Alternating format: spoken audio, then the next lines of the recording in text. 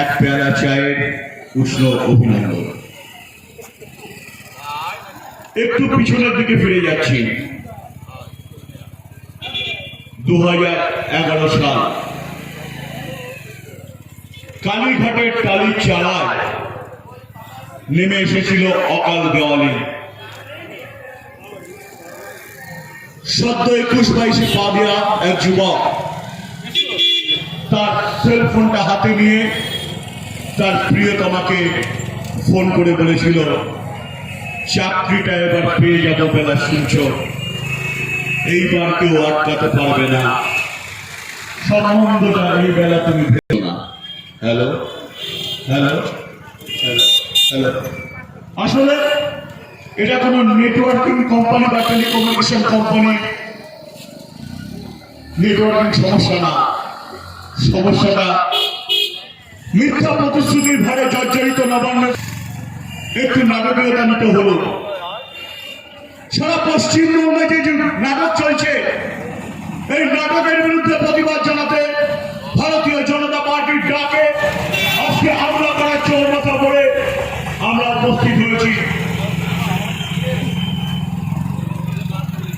1977 সালে যে বাম জমানার সূত্রপাত হয়েছিল, ব্যাপক অন্যায়, অভিশাপ, মানুষের বড় আক্রমণ, গণতান্ত্রিক ব্যবস্থাকে ভেঙে তছনছ করে দেওয়ার প্রতিবাদে সত্য যৌবনে পা দেওয়া যুবকের সঙ্গে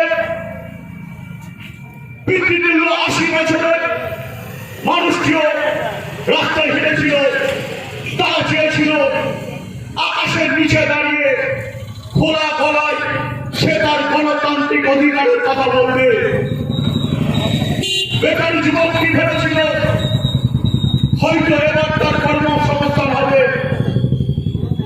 সমাজের প্রান্তিক মানুষটি ভেবেছিল তার ন্যায্য অধিকার ফিরে পেতে গেলে কোন রাজনৈতিক নেতার পদগ্রহণ করতে হবে না, কোন এমসিএম বা পার্টি মেম্বারের চিঠির প্রয়োজন হবে না, সরকারি সাহায্য সেটা নিয়ম মাফিক সরকারি নির্দেশ মোতাবেক পেয়ে যাবে। কিন্তু বাস্তব বড় কঠিন, বড় নির্মম। বাস্তব অন্য কথা বলতে শুরু করলো। আমরা লক্ষ্য করলাম একের পর এক কেলেঙ্কারিতে তৃণমূল কংগ্রেস জর্জরিত হয়ে গেল। একটা সময় মাননীয় ছবি খুব বিক্রি হতো।